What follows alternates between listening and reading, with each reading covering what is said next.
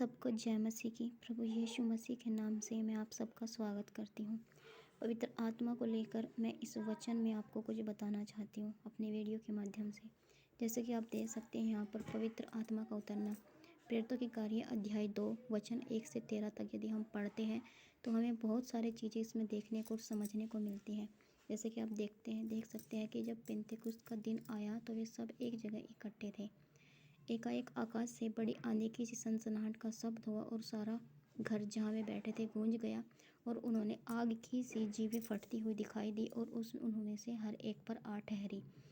वे सब पवित्र आत्मा से भर गए। इस प्रकार पवित्र आत्मा ने उन्हें बोलने की सामर्थ्य दी और वे अन्य अन्य भाषा बोलने लगे। आकाश के नीचे हर एक जाति में से भक्त यहूदी यरूशलेम में रहते थे। वचन 6। जब यह शब्द हुआ तो भीड़ लग गई और लोग घबरा गए, क्योंकि हर एक को यही सुनाई देता था कि वे मेरी ही भाषा में बोल रहे हैं।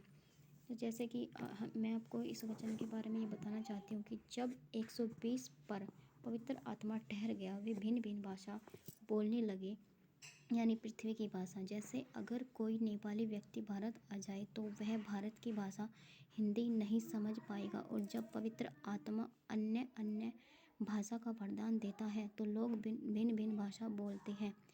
वह नेपाली व्यक्ति यदि भारत की ओर से पवित्र आत्मा की ओर से भिन्न भिन्न भाषा बोले तो वह हमें समझ आएगी और हम सोचेंगे कि यह तो नेपाली है, फिर भी हिंदी कैसे बोल रहा है, और हमें सही समझ भी आ रही है। इसी को अन्य भाषा कहते हैं। जब भी बाइबल में कुछ हुआ है तो उसके पीछे एक मकसद होता है। यीशु पृथ्वी पर आए, उसके पीछे भी मकसद था। पेंतेकुस्त के दिन पवित्र आत्मा 120 लोगों पर उतरा, उसके पीछे भी एक मकसद था। वचन 4 को पढ़ते हैं, कहते हैं, वचन 4 कहता है कि उनको अलग अलग भाषा बोलने की ताकत दी। जो वहाँ लोग थे वे कौन लोग थे, आइए जानते हैं। वचन 5 हम पढ़ते हैं। वचन 5 जैसे आकाश के नीचे हर एक जाति में से भक्त यहूदी जो यरूशलेम में रहते थे, वे जो यरूशलेम में रहते थे वहाँ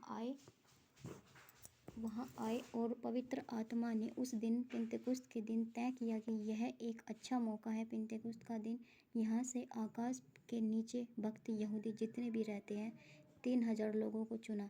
यीशु ने क्या कहा था कि जब पवित्र आत्मा तुम पर आएगा, यरूशलेम, यहूदी, सामरिया, पृथ्वी के छोर तक तुम मेरे गवाह ठहरोगे। तो पवित्र आत्मा ने उस दिन आंधी की सनसनाहट और बड़ी जोरों की आवाज़ से उन 120 के ऊपर जो ताकत दी, 120 लोगों ने जब अपना मुंह खोला, इन भक्त यहूदी की मातृभाषा में बात की। इस बात का क्या सबूत है, आइए जानते हैं। वचन 6 पढ़ते हैं। वचन 6 में लिखा है कि जब यह शब्द हुआ तो भीड़ लग गई। तो इसमें इस वचन में इसका मतलब ये हुआ कि उस दिन उन सब के कानों में यह आवाज़ पड़ी कि वे सब दौड़ते दौड़ते इधर उधर कोने कोने से सब एक जगह इकट्ठे हो गए। यही तो मकसद था पवित्र आत्मा का। और पतरस, याकूब, फिलिप, यूहन्ना, ये जितने भी हैं, जब ये मुंह खोलेंगे तो यीशु के वचनों का प्रचार करेंगे, और वो भी उनके खुद की भाषा में जो उन्हें समझ आए। दोस्तों, पवित्र आत्मा की भाषा जो है वो समझ में आती है। ऐसा नहीं है कि जो अन्य भाषा है वो समझ में नहीं आती है। ये एक मिथ है, लोगों को भ्रमित करने की एक गलत शिक्षा है। इसलिए इस बात पर आप ध्यान दीजिए और वचन को अच्छे से पढ़िए, खुद बाइबल पढ़िए और वचनों को समझने की कोशिश कीजिए। परमेश्वर से प्रार्थना कीजिए। Thank you. आमीन।